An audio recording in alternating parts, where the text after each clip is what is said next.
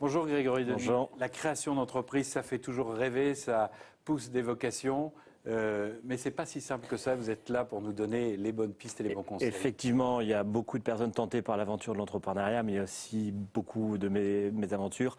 1 sur 3 ne passe pas les 3 ans. Par contre, ce n'est pas une fatalité. En appliquant des règles de base, eh bien, on peut réussir sur la création d'entreprise, à l'image eh bien, de Alain Brackman, que l'on a accompagné lorsqu'il a créé AB Service à Saint-André. Voilà, on va voir tout de suite son reportage. Il y a 4 ans, Alain a fait le pari de devenir chef d'entreprise sur la métropole lilloise. Avec son expérience en chaudronnerie et en couverture, il a monté une SARL dans le suivi de chantier. Un projet concret et rentable qu'il n'hésiterait pas à reproduire. Un jour, j'ai décidé qu'il fallait que j'arrête. J'ai fait une rupture conventionnelle.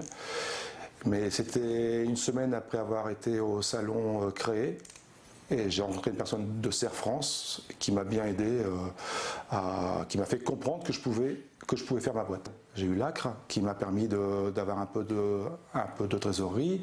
Ensuite, on a bien été accompagné avec la banque qui a voulu suivre le projet, donc ils nous ont bien aidés aussi. Pour se lancer, il a réalisé une étude de marché, évalué ses besoins financiers et enrichi son réseau. Des points essentiels qui complètent les atouts d'un bon chef d'entreprise. C'est y croire. Il faut simplement y croire. Être battant.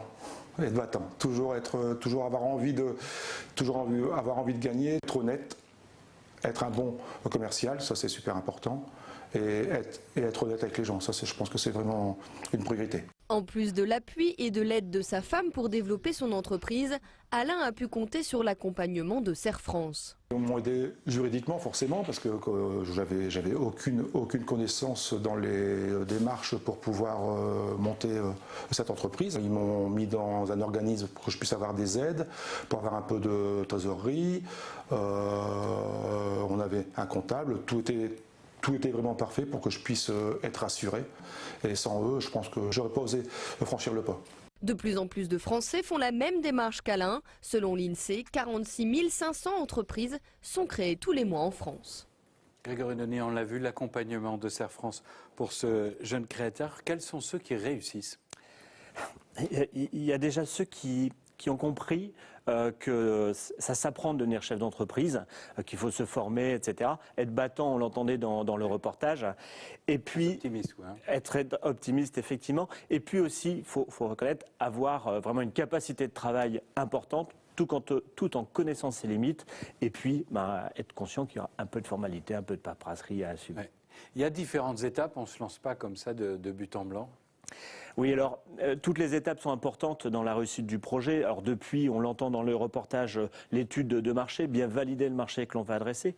Point très important, le tour de table, le financement, le montage financier de son projet, les formalités administratives, juridiques, et puis surtout, réussir ses premiers mois d'activité pour bien lancer son entreprise. Je voudrais juste revenir sur ce que vous avez dit il y a un instant. Valider son marché. Au début, il y a toujours une idée. Il y a une envie, mais il faut une idée. Il faut une idée, effectivement. Mais cette idée, il faut effectivement s'assurer de à qui on va l'adresser, quels seront nos concurrents, quel environnement réglementaire, technologique va venir nous bousculer. Donc ça, c'est important de bien le valider pour ensuite bien dimensionner, notamment son projet d'un point de vue financier. Vous avez aussi une liste de conseils, des conseils très pratiques que vous avez amenés. Vous parliez d'étapes de financement, mais il y a aussi d'autres choses. Alors oui, sur le financement, je reviens dessus. Alors, une série de conseils que l'on peut donner, effectivement, c'est d'être accompagné pour sonner aux bonnes portes et être efficace. Mais c'est surtout être optimiste, être battant, mais bien dimensionner son projet, notamment sur le prévisionnel. Pas être trop optimiste, parce que des fois le chiffre d'affaires met un peu plus de temps que prévu pour rentrer. De bien dimensionner aussi les effectifs. On ne pourra pas tout faire tout seul. Donc, en fonction du volume d'activité, de dimensionner ses effectifs. Et puis, ne pas oublier dans ses prévisionnels la rémunération du dirigeant, parce que pour réussir, il faut durer. Oui, il faut se payer. Oui. Comment est-ce qu'on fait pour bien convaincre tout de suite? Peut-être vous parliez de financement à l'instant, le banquier, comment le convaincre lui? Il faut déjà arriver avec quelque chose de très carré? Alors, il faut arriver à quelque chose de très clair, c'est pour ça que je parlais de l'accompagnement pour être efficient et dans le bon dimensionnement de savoir quelles ressources stables pour quel emploi stable, le bon dimensionnement en termes de fonds de roulement, d'où ces comptes de résultats prévisionnels qui doivent être certes optimistes, mais surtout raisonnables pour être agréablement surpris et non pas avoir des décalages à gérer. Il y a un côté juridique aussi. Quel statut on choisit, c'est aussi très important. Oui, alors là, ça dépend vraiment de l'activité. S'il n'y a pas beaucoup de risques, on peut s'orienter sur les entreprises individuelles. Si on veut protéger son patrimoine, là, on s'oriente plus sur des formes sociétaires.